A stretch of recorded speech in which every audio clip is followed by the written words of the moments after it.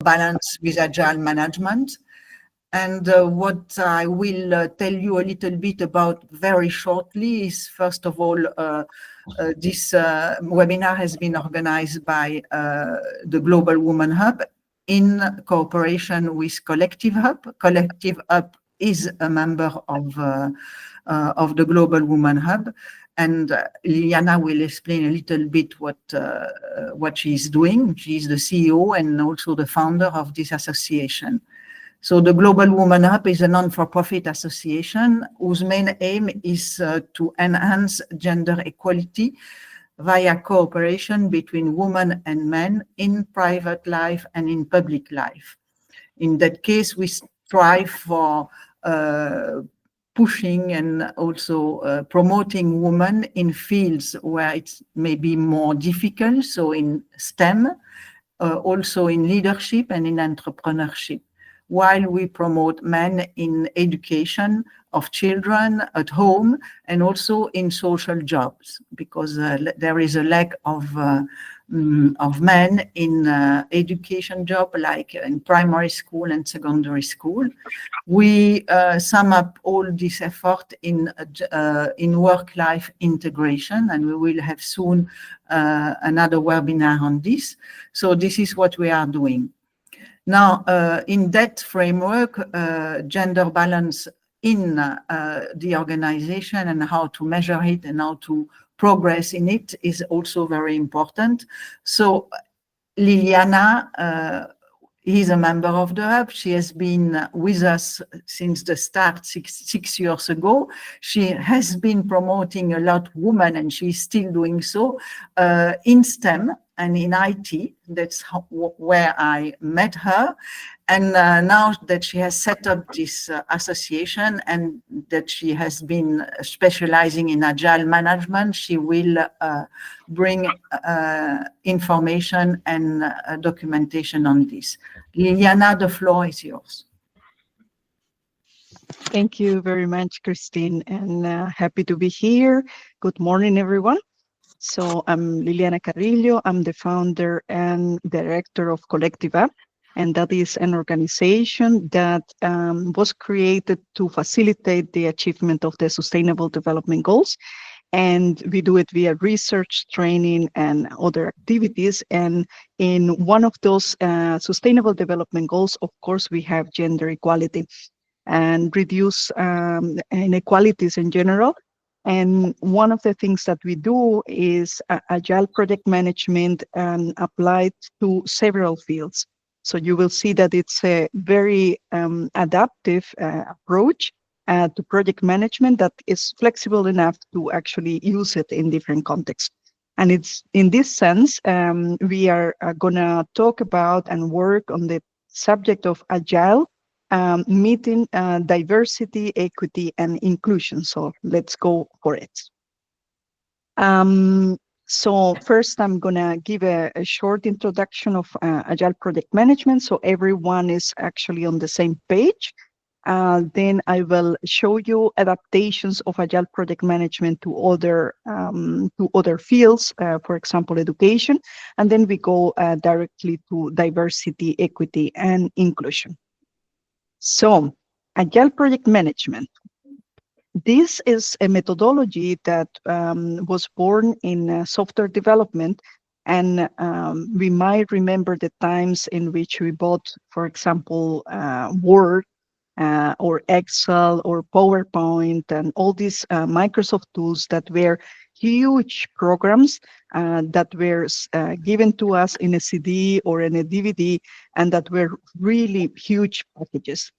This software was actually created with many years and many years of development, following very strict procedures.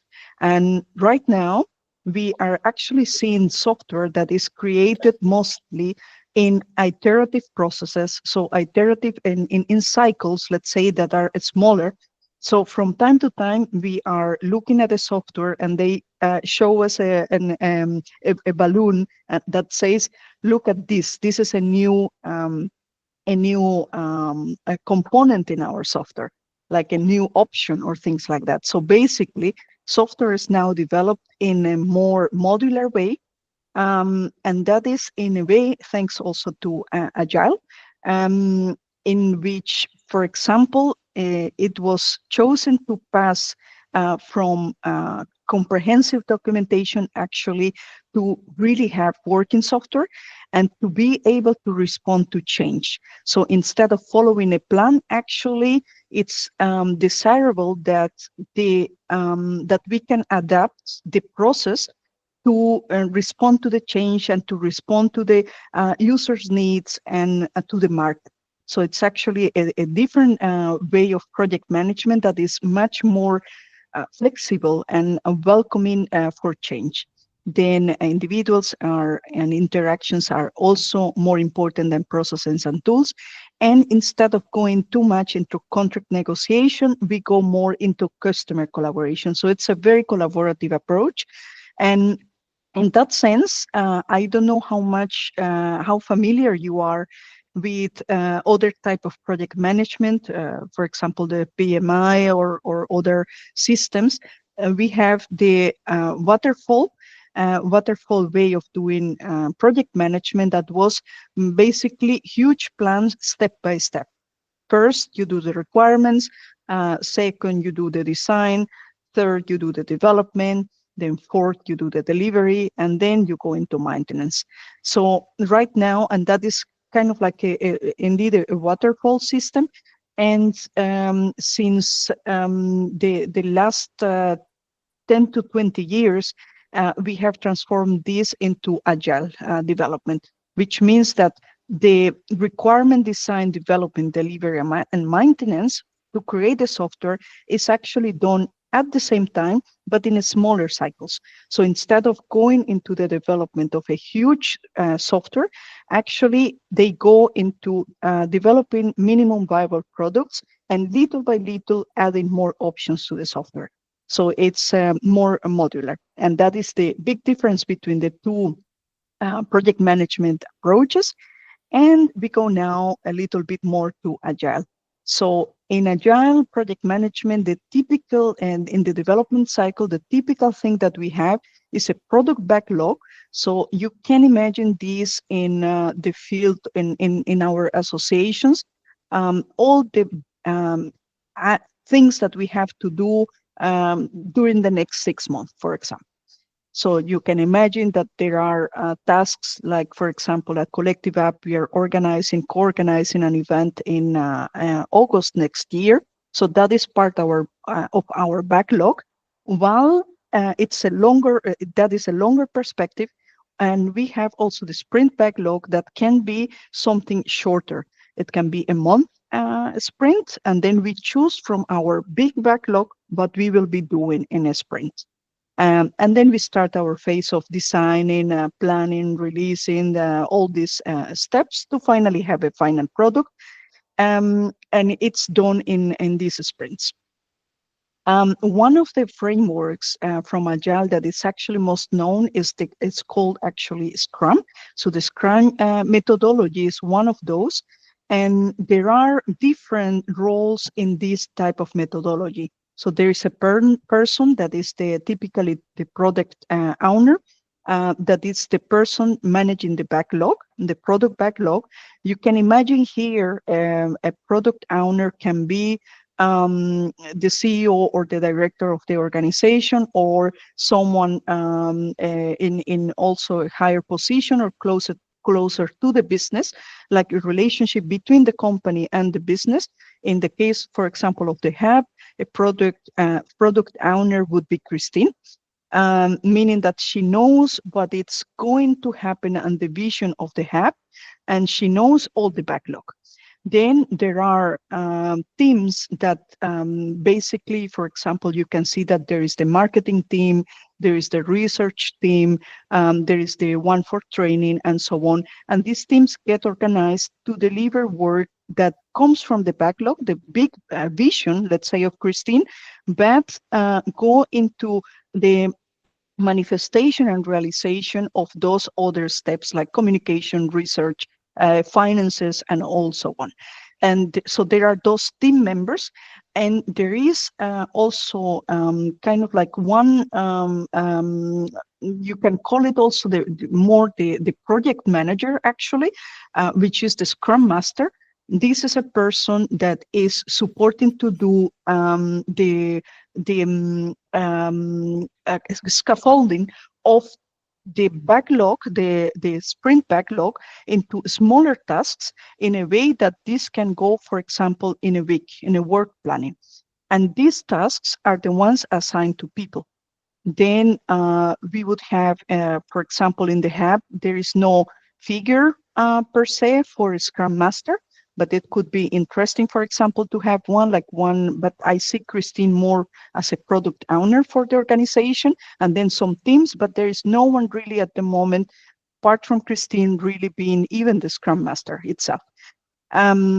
So in terms of the hub, actually, Christine is playing two roles, or even three, because she's also part of the team. But then this is kind of like the division of how we do things in Scrum. Then the execution of a sprint is typically 1 to 4 weeks, and this is to move the work forward, to really execute things. And in that sprint, in that period of a sprint, we have things like some rituals that are in Agile, that are very known in Agile. For example, we have a burn down, or a chart actually that shows us how the work is being executed regarding the formal plan that we actually made, and allowing, of course, for change. This is very important in Agile. Now, we also have daily Scrum meetings in Agile, typically meetings that are, for example, 5 minutes. At Collective App, we don't have daily Scrum meetings, so it's not that because this system says we have a daily Scrum meeting that your organization has to do it like that. So you can adapt to what the needs of your organization. But typically, there is also a daily Scrum meeting, especially for organizations that are bigger. Then there is also the sprint review, so a meeting to review how things are going in each sprint. And then there is the finalized work. So when you are presenting actually the product, or a training, for example, like today, we are finalizing the work and we are sharing the work. So this is the rare tasks actually before this that Christine and me and Crisanti did to be able to finalize this webinar.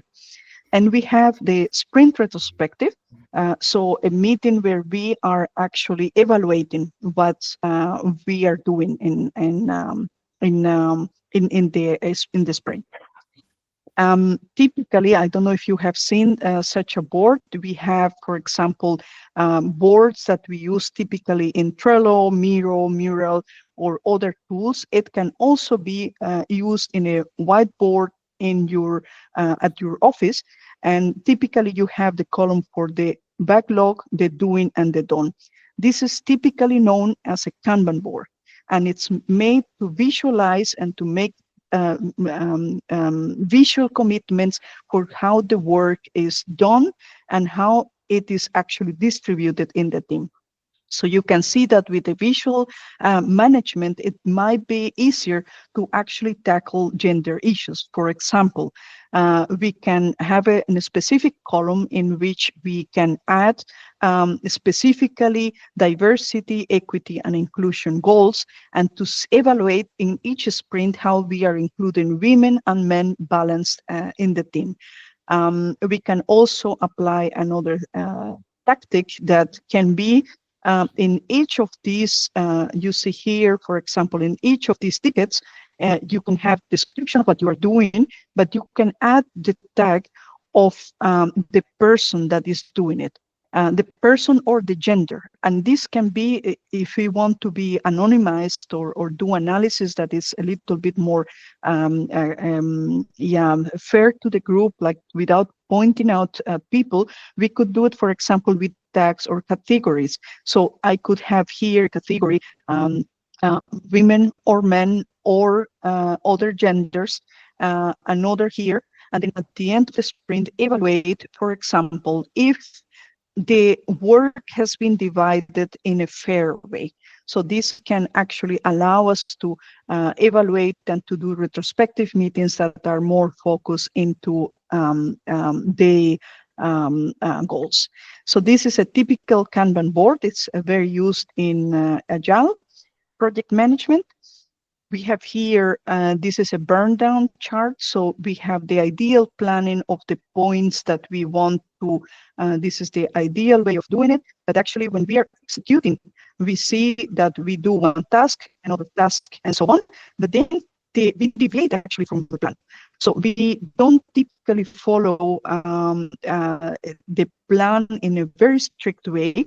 So this framework actually allows us to see if we are, if our estimations or if we are deviating too much from the ideal or estimated plan, and to adjust actually on the way, maybe to drop some tasks or reduce or do.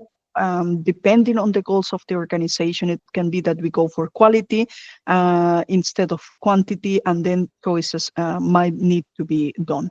But this is another typical chart. So this could help us, for example, also to measure in all these points of work, what is the work done by women or by men. Typically, when we are seeing project management, we tend to see teams in which the tasks actually for women are mostly related, typically related actually with administrative tasks or kind of like housekeeping tasks. So we could also evaluate this and check if the tasks, if women are actually being promoted or stimulated to do other tasks that are not just the typical ones for considered for women. Also, in the same way, we can actually tackle, for example, gender regarding race or regarding ethnicity or sexual orientation and so on. So it's not necessarily that we can adapt it or we can use it for gender, but actually it's even broader. We can analyze a lot more. Okay, but this is a typical chart also used in Agile. Then as a retrospective meeting, we typically ask questions in this retrospective meeting in which we go for what has worked well. So that is one of the typical questions. And then we go for what could be improved in this sprint. What were the things that we did that maybe could be improved? And then what will we commit to doing in the next sprint? So this is the type of retrospective meeting. And then we have actionable commitments in terms of diversity, equity, and inclusion. We could include new questions, or we could adapt these ones specifically for tackling actually gender equality with the question, for example, of what will we commit to do in the next sprint can be really related to how will we be managing gender balance in our team, and then take actions into actionable commitments. Okay, so that's, let's say, the basics of in a very short introduction of Agile. Now we see that this methodology can be, it's so flexible that we can adapt it to other fields. For example, at Collective App, we have an Erasmus Plus project in which we have been working on the adaptation of the Agile Learning Centers methodology for education. So for how to use Agile for collaboration and Agile in the context of self-directed learning. And you can see that, for example, in this approach, there is still the personal Kanban. So you see there's still the personal Kanban. There are other things, other kind of boards, like you see the offerings board, the community mastery board, a game shifting board, that in essence are also Kanban boards, but that have been adapted for the needs of the schools, for example. We also have documentation and helpful hand signals. So those are all things that we can actually incorporate in our work in gender balance teams. When we talk about a Kanban board, we can use, for example, Trello. Here you see that we have a column for the backlog, typical activities that you can add to the column of the backlog, cards that have a deadline or have attachments, the description, and that can be assigned to team members. Then at some point, we move everything to the to-do when we go for the sprint. So this can be to do or sprint of the specific month or a week. And activities from the backlog then go actually to the to-do. Then we move to the doing. And when it's done, we move to the done. There's also something called the definition of done. So we define the quality of the tasks that we are actually doing. And in that definition of done, we can also define how integrated our results are with gender equality. For example, in the if we are developing software, then we could also have an evaluation of how gender friendly is our user experience or all the wireframes that have been created in that step. Or, for example, if we are creating an event and we are doing all the communication of an event, then one of the targets can be how friendly, how neutral is the language that we are using for regarding gender. Is the language neutral, or are we having some inclination to have it more kind of male defined or more female defined? So how it's that? So that can be incorporated also in the definition of done. Now, this is also a board that is used in the game shifting board. You can use it also with Trello or with a whiteboard at your work. And this specifically targets how we are setting up the scene for next activities. So basically, it's kind of like the agreements that we have to set up effective meetings. For example, the intention for today in this webinar is to inform you, right? So we could here have the intention of the group is to inform. You see here, there is one intention. So the intention of this webinar is to inform you. Then the token style, we are instinctively actually having a no token style. We have a Q&A, questions and answer at the end of the event. So that was kind of set up by the system already. Then we have we don't have a physical arrangement because we are doing it virtually, but we started I think it was 2 minutes or 3 minutes past the hour, and we are going to end on time. So we have a timekeeper. For example, we have a role, you haven't heard of that, but Crisanti is actually looking and paying attention to the time. While Christine is looking at the chat, if there are questions and so on, you can actually be active and put your questions on the chat so you don't forget them. And later in the Q&A, we will manage them. So this is actually something that facilitates specifically in the context of education, but also in the role of at our work. You can see that sometimes we have in our team people, for example, with autism or with ADHD or with other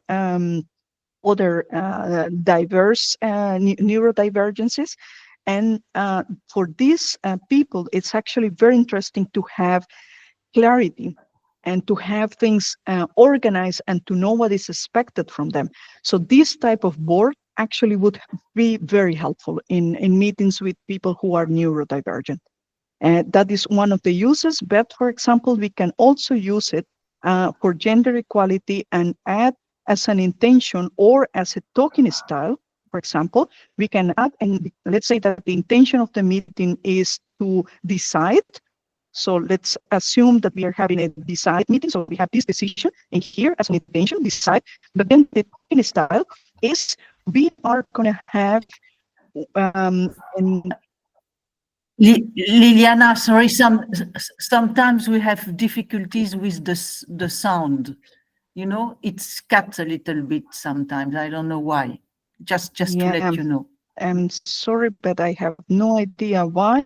But now it's good. It's good. Mm-hmm. Yeah, I really have no idea why. Let's see. I hope the recording will be okay.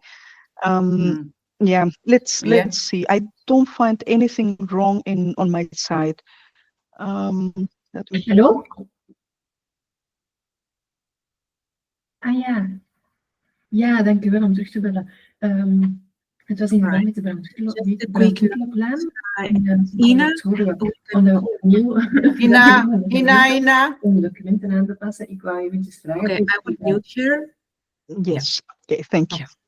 Okay, so then in talking style, for example, if we go into decision, if the intention is to decide, if we go to the talking style, one way of being gender balanced and very inclusive is actually to give a time to give an opinion. For example, if we are first, before deciding, we are deliberating, then we can assign, let's say, a 1 minute, strict 1 minute deliberation time for each person. Like that, we know that we are dividing the time in equal amount and equal blocks for everyone, and that we are treating everyone equally. So we can take measures like that, and that can be actually included into the use of this game shifting board. Okay. We have another board in Agile Learning, and this is the Community Mastery Board. This is mostly about how not so much about what we are doing in a sprint, so the activities that we are doing, but actually how we are doing it, and if we are even feeling okay with the way that we are working. So it can be, this is the same type of board. So this is on a whiteboard, and this is on a Notion. You can still use Trello or other tools. The essence of this Kanban board is to have awareness and observations in our work. For example, one of the observations that we can have is that we notice, for example, that women don't dare to speak as much as some men in the group, or we can have observations, for example, about the task distribution and things like that. So those let's say the day awareness that we have, we can bring it to the team, but it can also be other type of awarenesses. For example, in practical terms, in Collective App, we use the Slack actually as a way to communicate. And at some point we were having too many messages and not related threads and so on. So that was one of the awarenesses at some point in our work, to notice and to be aware that this was happening, that there was that observation. And then we got into a meeting called the Change Up meeting to propose actions. So we got together to decide, okay, let's practice having, for example, writing a longer post in a Slack with points number 1, number 2, number 3, and that people would answer internally to this thread, also with number 1, number 2, number 3. So we were in that way we proposed internally that action, and we started to actually practice it and realize that it was good.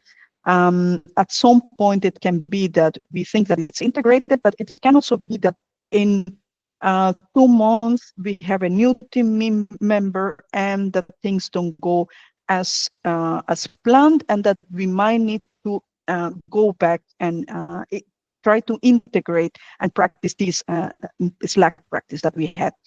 So this is very concrete example, but we can use for things specifically about gender equality. Now, there's another board that is interesting, for example, when using or trying to set up learning opportunities in a group. For example, for the hub, we could have such a board saying offerings and requests, meaning that, for example, I actively offer to Christine that I could give this webinar, but it can be that other team members want to also offer activities, and that also other team members actually want to request an activity. So in this sense, for example, I would like to learn how to blog or how to write in a more gender balanced way, that there would be an activity like that. So I could actually write a request and say, I would like to learn this. And maybe at some point, a team member can actually say, hey, I can offer it. So we do kind of like a matchmaking system here between offerings and requests. So this is very interesting to activate the learning activities of an organization. And in our case, specifically learning activities that are related, or activities in general that are related to diversity, equity, and inclusion. Now, we have also hand signals. So for example, we instead of interrupting each other in meetings, sometimes we want to say, I agree with you, but we actually jump in a meeting and interrupt our colleagues. So we have these hand signals in which, for example, we twinkle the fingers up to say, hey, I love this idea, or I agree with what you are saying, instead of interrupting.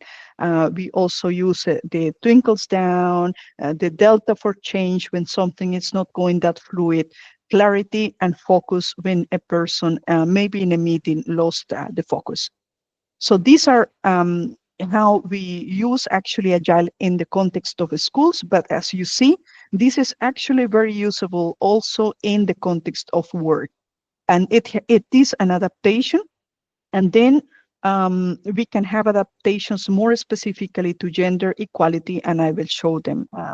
Even though I have been given already tips, I can give them later more explicitly. These are our videos. So we created videos to support people to understand what the community mastery board is, the process of changing, of the change up process, and what are typical examples of how to use this board. In the same way, other Agile rituals, Agile learning rituals are explained. So the Kanban board, the game shifting board, and you can please have a look at this and get more your hands dirty or clean, and learning a little bit more about these practicalities and how to use them in your daily practices. We also have resources, other resources. So we have a book that actually explain Agile learning and how to set up a community. How could you set up, for example, for Christine and for this group related to the hub, to set up actually a learning community that is Agile and that is supported to each other, in which there are offerings and requests that are actually more active, and that we generate internally this matchmaking system. Then we have also other type of resources about, for example, unschooling, also like how to de-school and to learn about forgetting our biases or working in our biases, but this is actually specifically related to school. So probably the right side, that will not be so relevant for you, but these are for sure, these videos will be very relevant for you to get a little bit more the sense of how these boards are actually used. Now, at Collective App, for example, giving practical examples, we use a monthly reflection meeting. And we do it together of course, every month. We also have the sprint setup. So we use Trello to set up our to-dos, and we have one facilitator. So this is practically speaking how we do it. So and we are a very small organization, so for sure this can be also done by the hub or done in other organizations, or even not as an organization, but actually only in your team. We have a weekly planning meeting in which we set up our week and we select the to-dos for that week, and we have one facilitator. We also have bi-weekly change-up meetings for the retrospection, and we have a community master board in which we are tackling all the needs and awarenesses of the group. These are practices that we have in that, so we don't only give talks, we actually work in this way. And then now jumping into agile and diversity, equity, and inclusion, we one of the, let's say, key aspects is that when using this agile framework, we can go more into action. So it's a framework that helps us because it's organized in like to-dos, doing and done. It's actually very practical in making us have actionable commitments. So this is the let's say the beauty of this type of framework, and it starts with the personal responsibility. So making a commitment at the personal level on how to make the team, for example, more inclusive, and then impacting the team members and making it more actionable by using this agile methodology that is very visual. Then now jumping, for example, to the daily stand meeting, we know that Scrum is using this daily stand meeting to make it more equity, to have incorporating equity and equality in this type of meeting. We could manage the meeting in a way that everyone gets an equal opportunity to share their progress and challenges. So it's not about that some people might dominate the meeting, having using 5 minutes or half a meeting only for one person, but that we explicitly set an equal time for each person to participate. So this is one of the measures that we can take. Then also encourage the active listening and respectful engagement with everyone's contributions.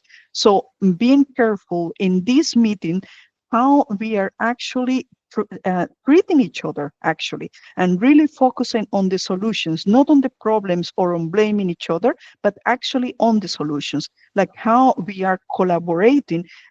It's the way to show that we are also making progress towards equity in the group.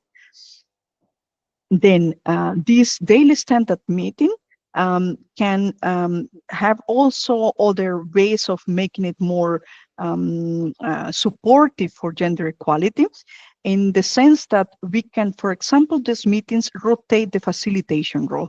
So if there is one person taking the facilitation role, we can every month or every week, depending on what is decided in the group, actually give the role of facilitation to a different team member. Like that, we are rotating and giving opportunities to everyone in an equal way.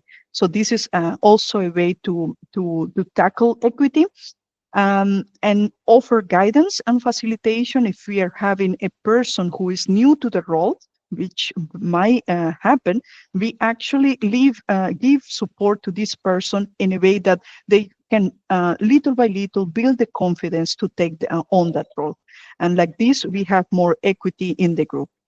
We can also set the speaking guidelines for balanced participation. For example, we can do a round-robin format. And as mentioned before in the previous slides, we can limit the time and make it more equitable. Then we can also encourage recognition. Sometimes some people like it or not. It depends on the group. But for example, we can give compliments to each other. Like when there are contributions that are specifically about gender, we can be explicit about that and to say, hey, you are actually, round robin format. Okay, but we go in at the end. So we can actually have this type of participation in which we are actually committed to say thank you and to be very open to the successes that we have and to celebrate them. So that can also be a way to promote actually gender equality by celebrating it. Now, if we go to create a safer space, this means that we will be able to allow everyone to feel confident to share what is going on, to to have the questions that they have, and to get input in the meeting in a way that it feels safe emotionally. Of course, at work we hope to be very safe physically, but especially emotionally, to be able to be open in a meeting. So creating that space that is good for feedback. We can also implement anonymous feedback. For example, we can have a separate box that can be very good to receive feedback that maybe it's not welcome in such a meeting. Then we have the stand-up meeting that can be, we can track participation and the rotation. So we have actually more monitoring speaking patterns and so on. So we can be more explicit about recording, even like how much time, if we are not specifically tackling the time management that to be equal, then we have a format that is more free, we can still manage to have some estimation of how the team members are contributing. Just to give an example, you can use the software called Tactic in meetings, in group meetings, and this software actually helps you to record and to know how many minutes or how much of the conversation has been distributed among the team members. So, for example, if I would be using this software at the moment, of course, the software would be detecting that I am speaking most of the time, which is in this context appropriate. But if we would be deciding, it wouldn't be appropriate that only one person is actually taking the floor of all the conversation. So there is software also to help us to track participation, and we could make use of it. Then we can also go in these stand-up meetings using an inclusive language and to avoid stereotypes. We might need potentially more training in our organizations to be able to use inclusive language and to avoid stereotypes. So this can happen, that, it's not only about Agile, but also about how are we gender neutral and gender inclusive in our team, and that we might need to study more and to help each other in the team to be supportive to another team member and say, well, after, for example, a stand-up meeting, to say, maybe you could have said this, and be welcome to each other, and to help each other and make ourselves aware of the things that are happening in our team. Sometimes, we don't know what we don't know. So it's good to open that conversation and open up the group for that. Now, discussing, so number 7, we can make this more open, so we can actually talk, really make check-ins specifically about gender dynamics. So this can be incorporated in the stand meeting, or it can be something different. The stand-up meeting is something typically very short, so it's not a meeting that is half an hour or so on. It's really a meeting saying, how are you doing? I'm doing good. I will do this task. Thank you. Do you need something from me? Yes or no? So it's very practical meeting. So it can be that we see in that meeting that there are some gender issues, and we can target them, and we can try to solve them in a different context. But we can for sure observe, discuss, and address all those gender balance issues from the daily stand-up meeting. Then, of course, we can encourage this mentorship and peer-to-peer support. As I said right now, for example, in one meeting, we realized that we might not be using inclusive language, or that we are falling into certain stereotypes, and then we can actually be open and transparent to our team members and to support each other, because we have created this culture in which it is very okay to talk about gender equality and gender issues in a team, or diversity in general. We don't need to necessarily be close to diversity in the sense of gender, but we can actually talk about other type of diversities in a team. So this is about the stand-up meeting. Now, you know that in this type of project management, we have the sprint planning and the task allocation. So in this, for example, when we are using the sprint planning, we go more into the skill assessment. So we look at the person not as with the gender, or the gender angle, but we actually look at what are the skills of this person and what are the tasks that we can allocate to this person, right? So we don't fall, for example, in the stereotypes of keeping the administrative tasks and housekeeping tasks only for women, but actually we can manage them in a different way, in a way that they are more in agreement and in synchrony with the skills that the person has. And then we can have regular reviews into this and be adjusting. And how do we do that? We can, in practical terms, if we would be using the Kanban board that we saw before of the backlog, to do, doing, and done, we could add one specific column just about diversity and inclusion. So instead of having only to do, backlog, to do, doing, and done, we can have in the to do, between the to do and the done, for example, one column is specifically about the observations about digital diversity and inclusion. This can also be incorporated into the task allocation. So we do a fair distribution of tasks. So just going more into what are the tasks that we have in a column, and how we are distributing these between the different genders in our organization, and to check if this is actually fair. So this is something that we can use in specifically in the Kanban board. We can also have specific metrics related to how is the involvement of balanced gender participation. Are we actually considering the point of view of diverse points of view in the work that we are doing? One example can be in the execution, so not necessarily in the task allocation, but that, for example, in the task execution, we have a task related to creating a website, or creating a blog, or writing an article, or something like that, and that we manage to actually have one of the tasks to look and have different points of view from the team.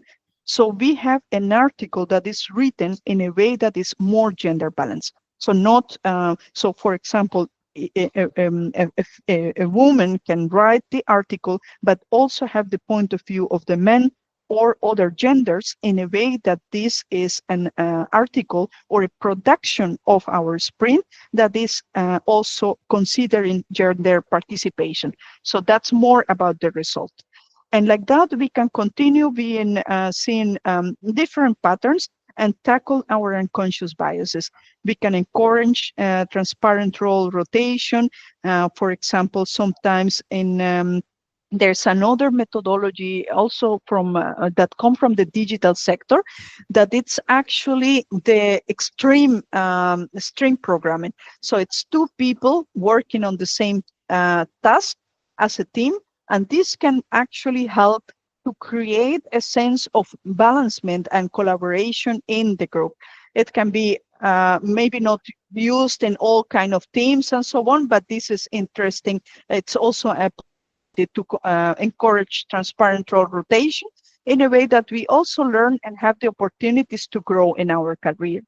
And again, we have inclusive language. We can have also a feedback column regarding the check-ins related to day principles. And we can have another column specifically to recognize day contributions. So we can have this adaptation to the canvas at the Kanban board and integrate equity principles and along the board.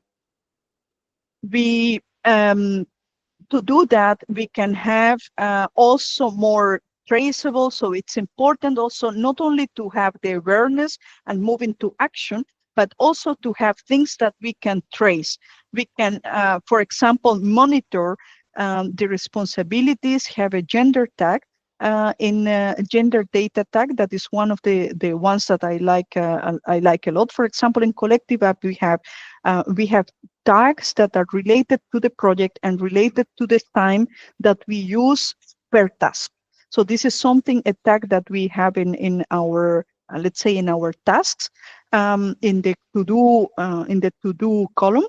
We don't have yet, by the way, a gender tag, but it's easy to implement. So basically, we could have in this tag, in this category, in this task that we are doing in this column, we can also add a different tag specifically to the gender, in which we say we can we can work around that in a more general way, so not attached to link to the person, but actually more to the gender. In our group, we are mostly female, so we would need actually to tackle more gender balance actions by men than by women. But that is something to implement, so a tag that can be traced and tracked. And also, for example, the time spent in tasks. So those are things that also software like all these agile softwares, there is Asana, there are Jira, there is Trello, there are many tasks, software tasks, Monday, and so on, that actually help to trace and to track how we are progressing.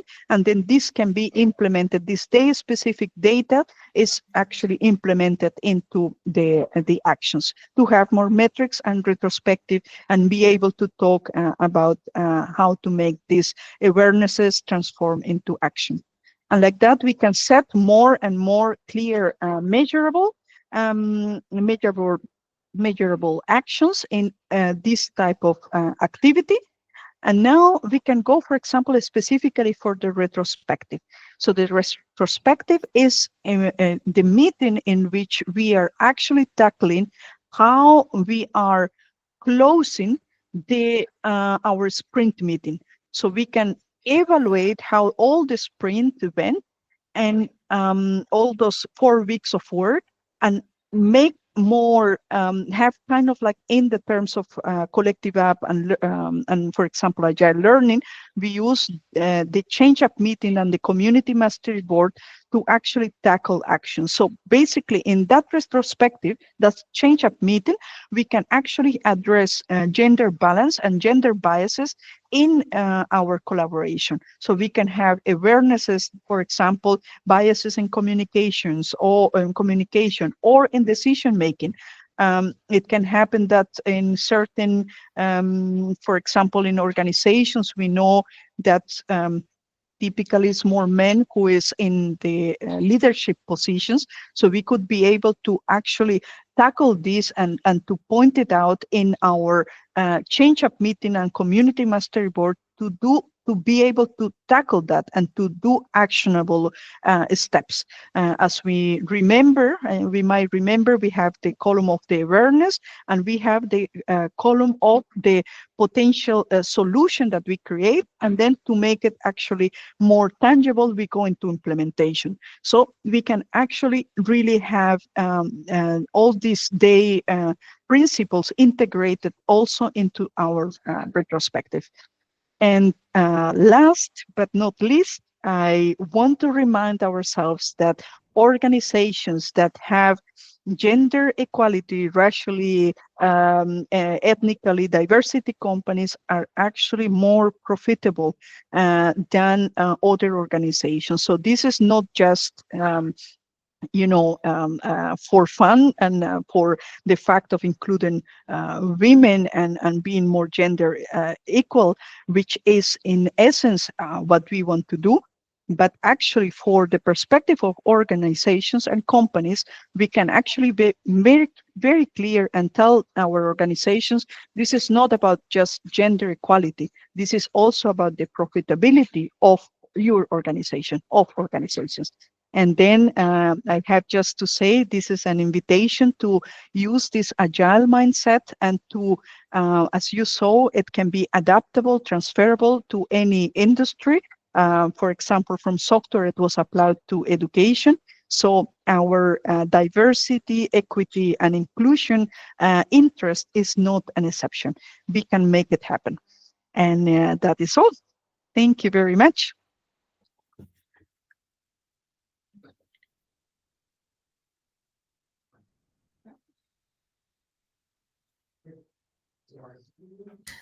All right, any questions? You can, we have already one question from Christine. You can go ahead and type your questions in the chat, or raise your virtual hand so we can keep track.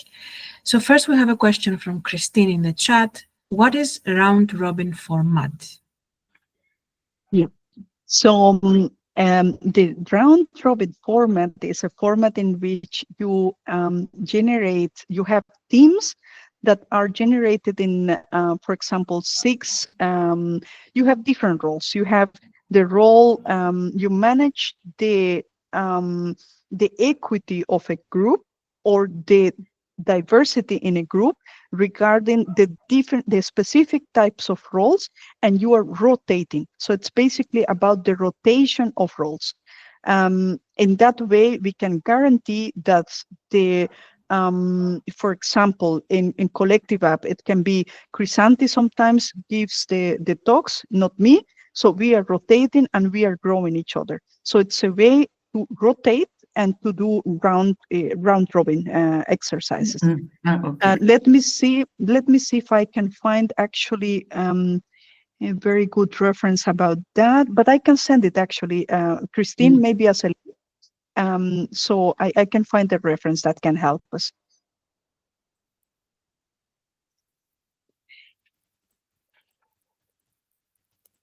Any more questions?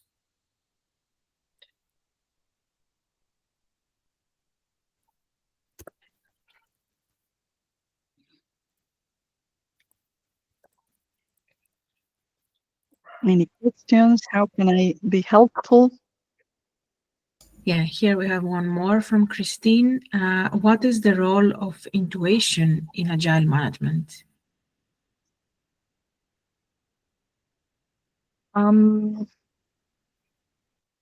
I have never actually thought about this question, Christine, but I would say that in the sense of specifically the change-up meeting and the retrospective, we can listen to our body and study ourselves in the sense of what is going on that is not working that well in my team, and to be able to express it in that way. So following your intuition in the sense that sometimes it's even just our body that is telling us, hey, this is not working, right? So if we approve that intuition that my body is telling me this is not working, I go from intuition to a bit more personal retrospective to be able to express in an awareness the things that might not be working that well. That's how I would see it. But yeah, I wonder what other people, what maybe Crisanti thinks about it, or other people in the team. I have never thought about intuition in the sense of project management, but I'm totally pro opening our intuition and our body feeling about things that we are experiencing in our teams. Yeah, I think if I may add on this, I think that the empathy is very important when you are practicing Agile, either in project management or in education. Understand the other person that you are talking to and the team that you are talking to is very important. And that's coming for me out of intuition and of course, experience as well. Okay. We have one more. Are people confident to be authentic in a team with Agile management? That depends very much on how we are creating the safest space. For that, I actually invite you, for example, to our Agile for Collaboration website. There is in the results page, there is the result number 2. There are resources related to creating a safe space. Basically, people can feel confident if they feel safe in the space. If we are having a space where there is a lot of judgment, we wouldn't feel okay to be open.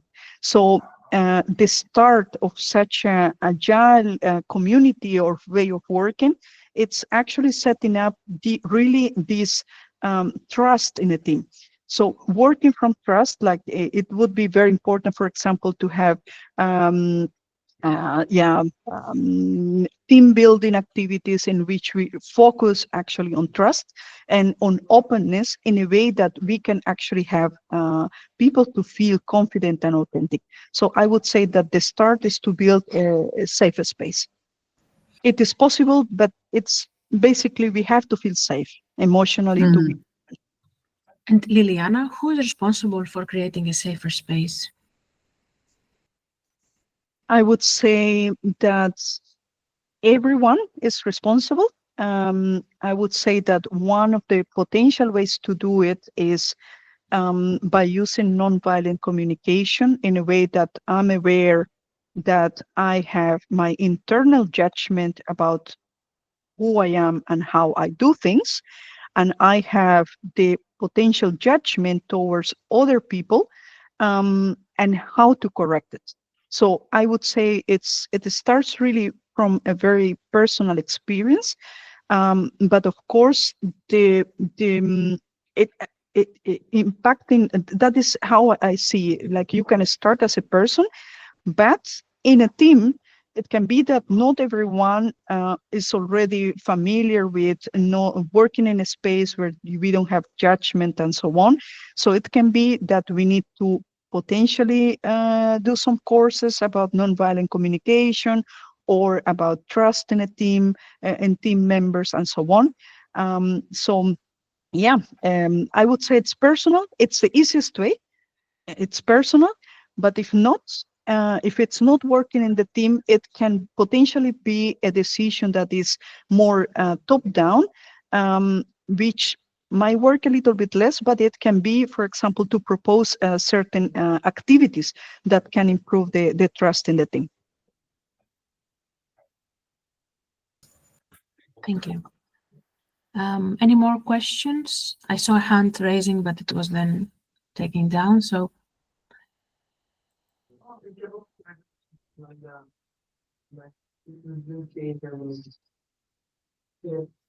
All right. I think there is no more questions. Okay. If there are no more questions, I think we could potentially close. We still have 5 minutes or a little bit less or so. I don't know, but I mean, if that's enough, I have sent already the presentation to Christine, so you can evaluate this little by little and study by yourself. Also visit our Agile for Collaboration results 2, for example, for going into safer spaces, how to create safer spaces, but other literature. And you're very welcome. Thank you very much, because it was very well informative, and it gives time to think, but it's a very requiring method, I think, and very demanding, but useful for building collaboration. Thank you very much, Christine. And thank you everyone for attending. Okay, Bye. bye. Bye. Thank you very much. Bye. Bye. Thank you very much. Bye. Thank you. Thank you. Bye.